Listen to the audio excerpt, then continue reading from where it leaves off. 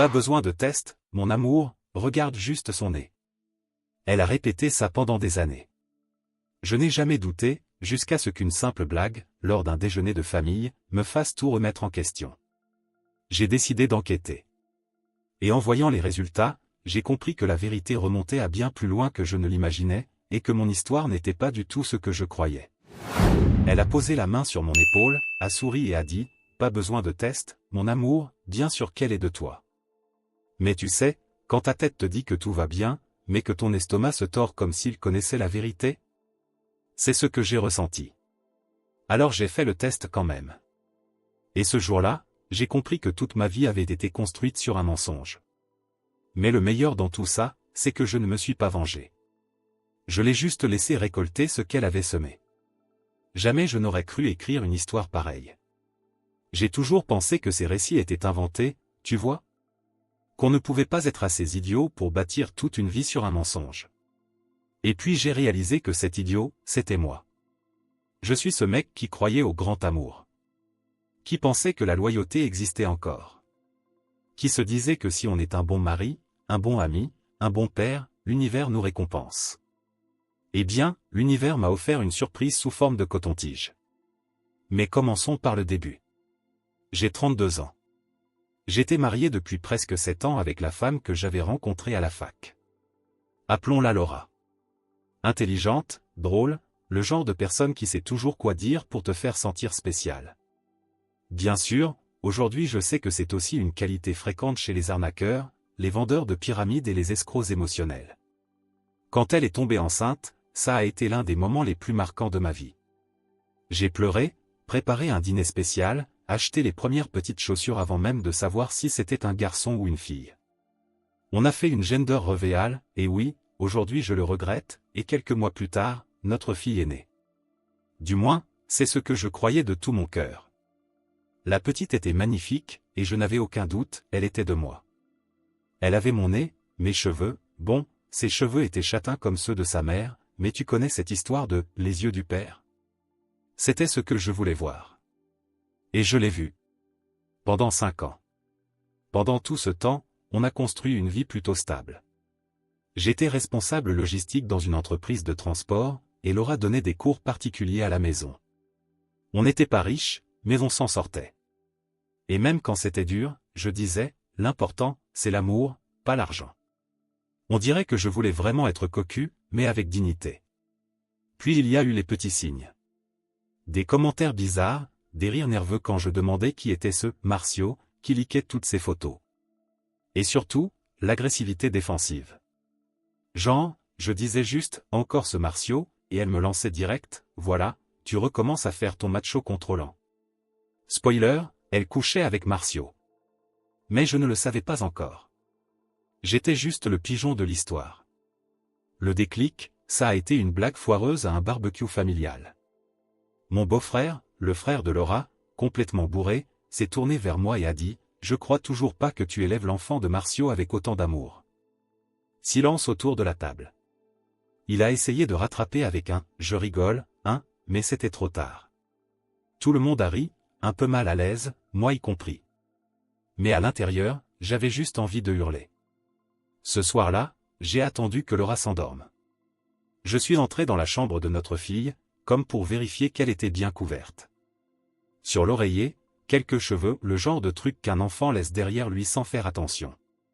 Je les ai pris doucement et mis dans un sachet plastique. Le lendemain, je suis passé à la pharmacie avant d'aller bosser. J'ai acheté un test de paternité comme on achète un chewing-gum, sauf que j'avais les mains qui tremblaient et le cœur qui battait à 1000. Tu vas peut-être te demander, pourquoi ne pas lui avoir demandé directement? Parce que je ne voulais pas entendre. J'avais besoin de voir. Si elle m'avait dit, ce n'est pas ton enfant, j'aurais encore pu faire semblant de ne pas la croire. Mais le résultat du test ADN, lui, ne ment pas.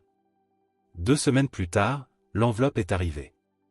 J'étais seul à la maison. Je me suis assis sur le canapé, j'ai respiré profondément, et j'ai ouvert. Probabilité de paternité, 0,00%. Quand tu lis ça, le monde s'arrête. 0,00%? Même pas 1% de chance qu'elle soit ma fille? Même pas un oncle éloigné. Un voisin qui lui ressemble un peu? Rien? J'ai ri. De nerfs. Puis j'ai pleuré. Et j'ai encore ri, en réalisant que ce pourcentage représentait aussi mes chances de rester dans ce mariage. Mais voilà ce qui va peut-être te surprendre, je n'ai pas fait de scandale. Pas que je n'en avais pas envie. J'avais rêvé de la scène classique, moi qui crie, elle qui pleure, les voisins qui regardent par la fenêtre avec du pop-corn. Mais quand le moment est venu, je n'en avais juste plus la force. J'ai choisi de partir en silence. J'ai organisé mes finances, loué un appartement, déménagé petit à petit, et tout préparé. J'ai quitté mon boulot et utilisé mon indemnité pour lancer une petite boîte de conseils, un projet que j'avais toujours eu en tête. Et puis, un soir comme un autre, j'ai laissé une lettre sur la table, et je suis parti. La lettre disait simplement: j'ai fait le test. Je sais tout. Je ne vais pas me battre pour quelque chose qui ne m'a jamais appartenu. Tu peux garder la fille, Marcio, et la vie que tu as choisie. Bonne chance. Et merci de m'avoir appris que l'amour a parfois une date de péremption. Elle m'a appelé des dizaines de fois cette nuit-là. Je lui ai juste envoyé un message.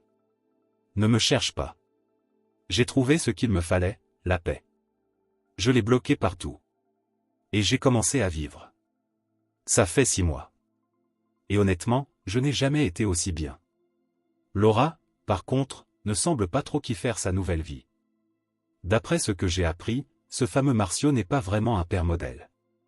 Et apparemment, un salaire de prof à domicile ne suffit pas à payer les frais d'un enfant, le loyer, et le manque d'un mec qu'on a trompé. Certaines personnes me disent que je devrais demander la garde de la petite. Mais je ne peux pas. J'ai aimé cet enfant de tout mon cœur, mais aimer, c'est aussi savoir quand lâcher prise. Si un jour elle grandit et veut savoir qui j'étais, je serai là. Mais je ne vais pas interférer dans la vie que sa mère a choisi de construire sur du sable. Et ce n'est que le début. Si vous voulez, je peux vous raconter comment ça s'est passé, quand elle est réapparue chez moi 3 mois plus tard, avec des cernes, des dettes, et une histoire bancale. Mais ça, ce sera pour une prochaine mise à jour. Mise à jour 1. Elle est revenue, mais j'avais déjà quitté l'histoire. Jamais je n'aurais cru qu'elle aurait le culot de réapparaître. Et pourtant, nous y voilà. Et avant que quelqu'un ne demande, non, je ne l'ai pas accueillie à bras ouverts. J'avais une tasse de café dans une main et un biscuit fourré dans l'autre qui, honnêtement, méritait bien plus d'attention qu'elle. Ça faisait 3 mois que j'étais parti, triomphalement. Ma boîte commençait à prendre de l'élan, j'avais des clients réguliers, je prenais enfin soin de moi, je dormais bien, et pour la première fois depuis des années, je ne me réveillais pas avec le bruit d'une femme qui levait les yeux au ciel à tout ce que je disais. La paix était si délicieuse que j'en devenais méfiant. Je me disais, c'est trop beau, quelque chose va foirer. Et bingo. Laura est revenue. Elle a frappé à ma porte comme si elle distribuait des prospectus. 3 coups secs, un silence, puis la sonnette. J'ai regardé par la petite fenêtre à côté, je l'ai vue. Elle avait changé. Plus maigre, les cheveux attachés n'importe comment, le maquillage coulé, ou peut-être que ce n'était même pas du maquillage, juste des cernes version boss finale de RPG. J'ai ouvert la porte par réflexe. Tu sais, ce moment où ton cerveau dit « fais pas ça », mais ta main a déjà tourné la poignée. Voilà. Salut, dit-elle, avec cette voix douce qu'elle utilisait toujours quand elle voulait obtenir quelque chose. Laura. Ai-je répondu comme on réagit en voyant un cafard volant, pas sûr s'il faut écraser ou fuir. Elle est restée plantée là. Un instant, j'ai cru qu'elle allait pleurer. Mais non. Elle a dit « faut qu'on parle ». Ah. Bien sûr. Le fameux « faut qu'on parle ». Le verbe préféré de ceux qui veulent ruiner ta tranquillité. On. Je savais pas que on existait encore. Ai-je lâché, en gardant la porte entr'ouverte. Mon corps disait très clairement, tu n'entreras pas. Même pas ton ombre. Elle a baissé les yeux, puis m'a regardé droit dans les yeux. Cette expression mêlant culpabilité, fatigue et orgueil blessé. J'ai fait une grosse erreur. Mais je savais pas comment te retrouver. Tu avais disparu. Et pourtant, tu m'as retrouvé. Incroyable, non? Quand les dettes frappent à la porte, le GPS spirituel s'active. Elle a esquissé un sourire gêné. J'ai essayé de ne pas répondre. J'ai presque réussi. Elle s'est lancée dans son monologue. Que tout avait dérapé. Que Marcio était un abruti, qu'il n'aidait jamais, qu'il claquait le peu d'argent qu'ils avaient dans les jeux en ligne et les paris sportifs. Qu'il n'avait jamais voulu être père, qu'il parlait à peine à la petite. Qu'elle était épuisée, à bout, pleine de regrets. Et là, elle a sorti la phrase du siècle. Si j'avais su que la paternité comptait autant pour toi, je te l'aurais dit dès le début. J'ai cligné des yeux. Lentement. J'ai pris une grande inspiration. Et j'ai posé ma tasse sur le muret de la terrasse. Laura, tu m'as laissé élever une enfant pendant 5 ans en me faisant croire qu'elle était de moi. Tu m'as menti chaque jour. Tu m'as vu l'appeler « ma fille ». Tu m'as fait mettre mon nom sur tous ses papiers, sur sa mutuelle. Et maintenant tu viens me dire que tu aurais dû en parler au début? Elle a baissé la tête. Silence. Elle a passé la main dans ses cheveux, essayant visiblement de trouver un discours, mais elle n'a réussi qu'à les emmêler davantage. Je pensais que tu ne le saurais jamais. Et tu pensais que c'était normal? J'avais peur de te perdre. Ah, le grand classique. Mentir pour protéger. Un peu comme frapper quelqu'un et dire que c'est par amour. Et maintenant? Pourquoi t'es venu? Demandai-je, même si je connaissais déjà la réponse. Elle a hésité. Pas longtemps. Quand la honte perd face au besoin, la vérité finit toujours par sortir. J'ai perdu mon boulot. Et Marcio s'est barré. Il nous a laissés. Je vis chez ma mère, mais je ne sais pas pour combien de temps. J'ai besoin d'aide. Voilà. La confession. De l'aide financière? Elle a hoché la tête. Avec ce regard de quelqu'un qui essaie de paraître à la fois digne et désolé. Un sacré mélange. Laura, dis-moi. Qu'est-ce qui te fait penser que tu mérites ça? Parce que, malgré tout, tu aimes encore notre fille. Je suis resté figé une seconde. Notre fille? Pardon, dit-elle aussitôt. Je voulais dire, tu l'as élevée si longtemps.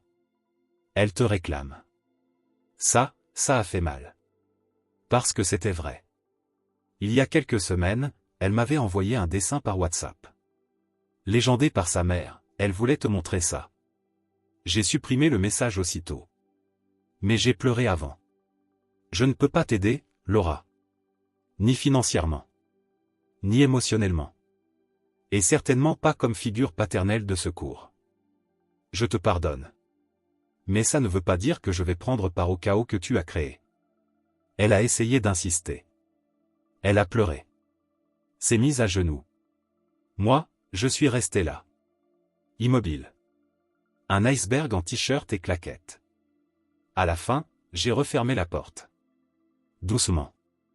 Pas besoin de claquer quand on a raison. Et pendant qu'elle s'éloignait, une partie de moi avait envie de courir après elle, de demander des nouvelles de la petite. Mais la partie reconstruite de moi a murmuré, tu as déjà fait ta part. Maintenant, c'est à elle. D'après ce que j'ai entendu, elle cherche un deuxième job. Et sa belle-mère, ex-belle-mère? Peu importe maintenant, ne lui adresse plus la parole. Le château de cartes s'est effondré. Spectaculairement. Et moi? Je bois mon café, je mange mes biscuits, et je m'occupe de ma boîte. Je dors chaque nuit la conscience tranquille, ce qui est plus que ce que beaucoup peuvent dire. Mise à jour 2. Je pensais que, après la visite de Laura, le pire était passé. Que ce serait le moment le plus gênant et inconfortable de toute cette histoire folle. Mais comme l'univers adore me surprendre, il a décidé de m'envoyer un autre petit cadeau, le père biologique de la petite est venu frapper à ma porte. Oui, Marcio. L'homme, la légende, le type qui a développé un talent particulier pour apparaître dans les mauvaises vies au bon moment. Ou, comme je l'appelle depuis ce jour-là, le gagnant de la loterie génétique. C'était un samedi, vers 10 heures du matin. J'étais en train d'organiser quelques cartons dans mon nouveau bureau. Je buvais un café, j'écoutais de la musique, quand j'ai entendu frapper à la porte. J'ai cru que c'était une livraison. J'ai ouvert avec la tête de quelqu'un prêt à recevoir un colis, et il était là. Marcio. Le mec au like louche. Le roi de la blague foireuse au barbecue. Le gars qui m'a laissé élever un enfant pendant 5 ans en me faisant croire qu'elle était à moi, pendant que lui, je sais pas, jouait à FIFA avec une bière tiède en ignorant ses responsabilités. Yo, mec. qu'il me sort, comme si on était potes. Mec? J'ai répondu en regardant autour de moi pour voir s'il y avait des caméras cachées. Rien. Malheureusement, c'était bien réel. Il est allé droit au but. Laura m'a dit que tu disais des trucs sur moi, que je l'ai laissé tomber avec la gamine et que je m'en fous. J'ai pris une grande inspiration. Marcio, j'ai même pas besoin de parler. Les faits parlent d'eux-mêmes. T'as disparu. J'ai pas disparu, j'étais juste en train de régler des trucs. J'avais pas la tête à ça. T'as disparu 2 mois en laissant une femme sans boulot avec un enfant en bas âge. C'était quoi tes trucs? T'étais en retraite spirituelle au Tibet? Il s'est gratté la tête, à éviter mon regard. Et là, avec le plus grand culot du monde, il balance. En vrai, j'ai aussi fait un test ADN. La gamine n'est pas de moi. Silence. Si ma tasse de café était tombée par terre, elle aurait fait moins de bruit que cette info. Pardon? Ai-je demandé, pensant avoir mal compris. C'est pas ma fille. J'ai fait le test. 0%. Je savais pas si je devais rire, appeler les infos ou un exorciste. Attends, tu veux dire que Laura m'a laissé élever une fille pendant 5 ans, qu'ensuite elle est partie avec toi, et maintenant tu découvres que toi non plus t'es pas le père? Il hoche la tête. Et, le pire, c'est qu'il avait l'air blessé.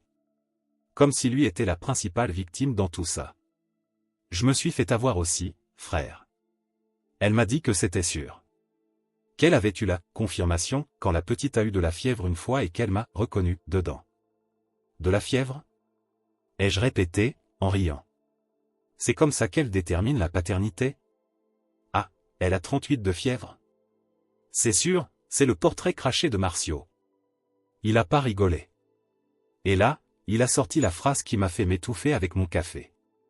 Je sais que t'as pris soin d'elle un moment. Et genre, si elle est ni de toi ni de moi, peut-être qu'on devrait s'unir pour trouver le vrai père. Faire genre, un CSI de quartier, tu vois? Mon cerveau a bugué. Tu veux qu'on monte une brigade d'investigation génétique du coin? Il a souri, croyant que je prenais ça au sérieux. Ouais, genre, on fait une cagnotte, on paie quelques tests. Marcio, sors de chez moi. Non mais sérieux, frère. Imagine la petite qui grandit sans savoir qui est son père. Marcio. Sors. De. Chez. Moi. Il a hésité, à marmonner un truc du genre, je voulais juste aider, puis il est parti. Et moi, je suis resté là. En silence. À essayer de digérer cette réalité, cet enfant, que j'ai appelé ma fille pendant 5 ans, n'était pas de moi. Ni de lui. Et probablement pas non plus du prochain sur la liste de Laura. J'ai appris plus tard, via une amie commune, vous savez, celle qui adore les drames et les potins juteux, que Laura n'était pas au courant de ce deuxième test. Et qu'elle est tombée des nues en l'apprenant. Apparemment, elle croyait vraiment que c'était l'enfant de Marcio. Et maintenant, elle est paumée. Encore. D'après cette amie, elle essaie maintenant de demander une pension au père potentiel numéro 3, un collègue de boulot de l'époque où elle portait encore un badge. Et devinez quoi?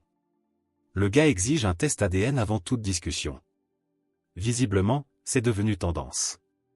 Et moi? J'observe tout ça de loin. Comme quelqu'un qui regarde une maison en feu, mais qui sait qu'il n'a plus aucun lien avec cette maison. Parfois, je pense à la petite. Je me demande comment elle va, coincée au milieu de tout ça. Sans faute. Sans comprendre.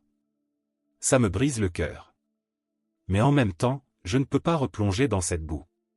Cette fois, la boue est certifiée. Et pour couronner le tout, j'ai reçu un appel de l'école où elle était inscrite. Il voulait savoir si j'étais toujours le responsable financier de sa scolarité. J'ai répondu non. Poliment, mais fermement. Monsieur, votre nom est encore enregistré comme père légal. Vous pouvez le retirer. J'ai été père par amour, pas par le sang. Mais même l'amour a ses limites quand il est à sens unique. Je sais que beaucoup ici vont dire que je devrais en faire plus pour l'enfant. Mais, avec tout le respect, j'en ai déjà fait bien trop. J'ai été le clown du spectacle. Je n'ai aucune envie de devenir l'acrobate sans filet. Dernière mise à jour. C'est la dernière fois que je parle de cette histoire. Pas parce qu'elle n'a plus rien à offrir honnêtement, si je comptais sur le chaos que Laura génère, je pourrais lancer une série hebdomadaire. Mais parce qu'à un moment, il faut fermer le livre et arrêter de relire les mêmes pages. Et moi, je suis enfin prêt à le faire. Allez, petit récapitulatif, mon ex-femme, Laura, m'a laissé élever une fille pendant 5 ans en me faisant croire qu'elle était la mienne. J'ai découvert que ce n'était pas le cas grâce à un test ADN. Elle est partie avec le supposé père, Marcio, qui a ensuite découvert que lui non plus n'était pas le père. Aujourd'hui, elle est en mode détective génétique, à la recherche du véritable géniteur, si possible, avec un contrat en CDI. Mais il manquait l'acte final. La cerise pourrie sur le gâteau moisi. Quelques semaines après la visite de Marcio, j'ai reçu une notification judiciaire. Laura lançait une procédure de reconnaissance de paternité contre moi, oui, contre moi. L'argument ? Que même si je n'étais pas le père biologique, j'avais assumé l'enfant, donc j'étais responsable d'elle. J'ai dû lire le document 3 fois pour réaliser que c'était sérieux. Ensuite, j'ai consulté un avocat, qui m'a confirmé, oui, ça existe. C'est rare, mais possible, en fonction du lien affectif que vous avez eu avec l'enfant.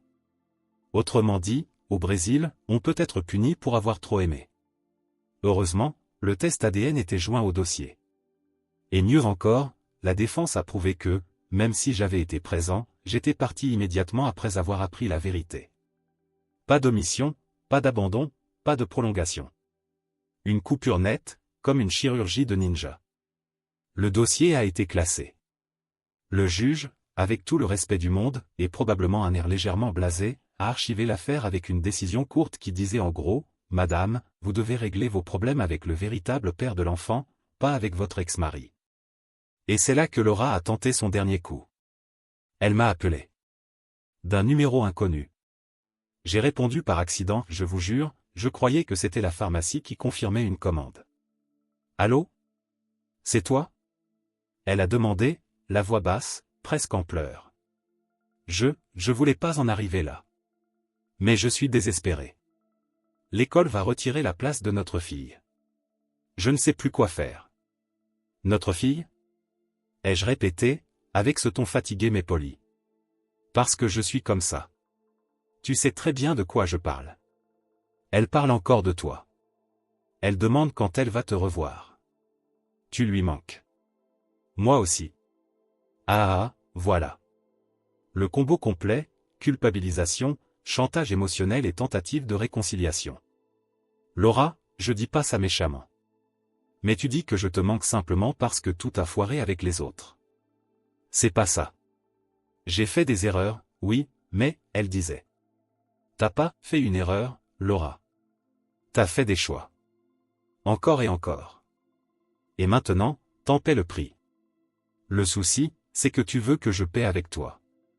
Mais cette facture, c'est pas la mienne. Elle est restée silencieuse. Puis elle a pleuré. J'ai entendu les sanglots. Est-ce que ça m'a fait mal ? Un peu. Parce que je pensais encore à la petite. Elle est innocente dans tout ça. Mais, même ça, ça a une limite.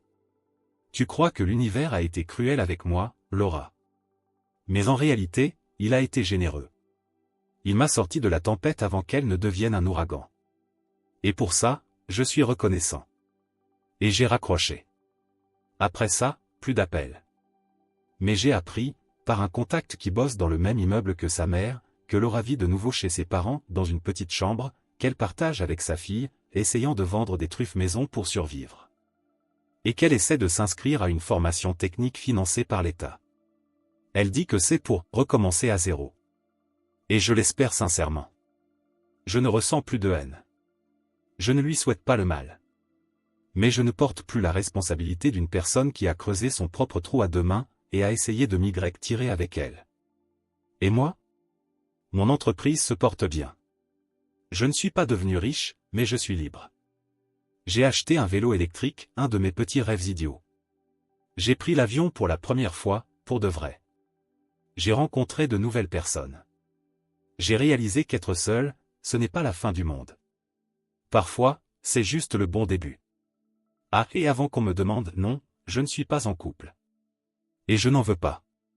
Je suis amoureux de ma vie, de ma paix, et de la version de moi que j'ai redécouverte après avoir passé tant de temps à essayer de plaire à quelqu'un qui ne m'a jamais mérité. Laura a voulu jouer avec la vérité. Elle a utilisé l'amour comme excuse, le mensonge comme bouclier, et la maternité comme monnaie d'échange. Et aujourd'hui, elle vit dans le reflet de ses propres choix. Et moi? Je suis juste parti avant l'explosion. Et aujourd'hui, je regarde tout ça de loin, le cœur léger, le café chaud à la main, et la certitude que ma meilleure décision a été d'écouter cette petite voix qui me disait « Fais le test ». Au final, l'ADN ne m'a pas enlevé une fille. Il m'a rendu moi-même. Et ça, personne ne peut le contester. Commentaire Monsieur Reddit. Cette histoire est à la fois incroyable et profondément humaine. Elle montre à quel point l'amour peut nous mener dans des endroits magnifiques mais aussi dangereux, surtout quand il n'est pas réciproque. Le protagoniste a eu le courage de dire stop, de s'éloigner, et surtout, de ne pas laisser la douleur le transformer en quelqu'un d'aigri. S'il y a une leçon ici, c'est celle-ci, aimer, c'est beau. Mais s'aimer soi-même, c'est vital. Et parfois, dire « assez », c'est aussi un acte d'amour envers soi-même. Et vous, qu'est-ce que vous auriez fait à sa place? Dites-le moi en commentaire. Si vous avez aimé la vidéo, laissez un like et n'oubliez pas de vous abonner à la chaîne pour plus d'histoires et de discussions intrigantes. Et n'oubliez pas d'écouter notre podcast pour plus d'histoires inspirantes comme celle-ci, le lien est dans la description et dans la carte à l'écran. Merci d'avoir regardé et à la prochaine.